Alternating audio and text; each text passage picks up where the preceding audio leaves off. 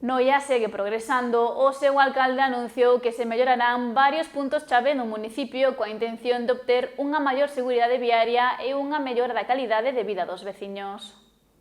O Concello de Noia busca mellorar a seguridade en varios puntos do municipio, especialmente nas zonas de Ponte e Sobreviñas.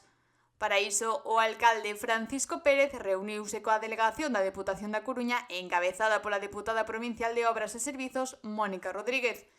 Durante a reunión estudáronse diversas propostas de intervencións e acordouse avanzar no proceso para que algunhas vías pasen a ser de titularidade municipal unha vez reformadas. O motivo principal da reunión e da xuntanza que tuvemos con eles e máis varias visitas que fomos a facer presencialmente a distintos puntos é que a intención de que determinadas vías que neste momento son titularidade de Diputación pasen a titularidade municipal logo de facer unha serie de reformas e de poñelas en condicións, non? Entre esas vías atópase que conecta a Rasa coa Barquiña, pasando polo lugar de Ponte, unha estrada que atravesa varios núcleos e presenta problemas de seguridade viaria. Unha vía importante que é a que une a Rasa ca Barquiña, o que vai todo por Ponte e mesmo por diante da iglesia, e que atravesa varios núcleos importantes con determinados problemas tamén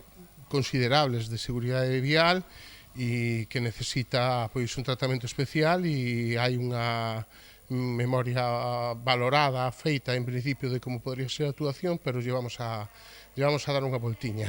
Segundo explicou o alcalde, a Deputación amosou a súa disposición a colaborar e investir na mellora destas vías, que presentan tramos estreitos e con exceso de velocidade, especialmente no lugar de Ponte. Como che digo, nesta vía hai unha zona conflictiva que é o lugar de Ponte, que ten un problema de seguridade vial importante debido á velocidade que pasan os vehículos por ali, ademais é moi estreito, a posibilidade de facer unhas beirarrúas complícase e entonces, bueno, hai que estudar con enxeñeiros, un enxeñeiro de camiños a propósito tamén, a ver cal é a solución máis óptima e que nos vala a nos e que lle vala a Diputación.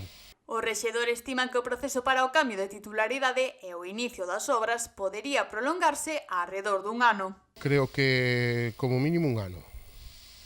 Estaríamos falando dun prazo dun ano entre facer definitivamente os proxectos e comezar as obras e executar e demais. O Concello de Noia e a Deputación da Coruña continuarán traballando conxuntamente nas próximas semanas para concretar os proxectos e mellorar a seguridade viaria en todo o municipio.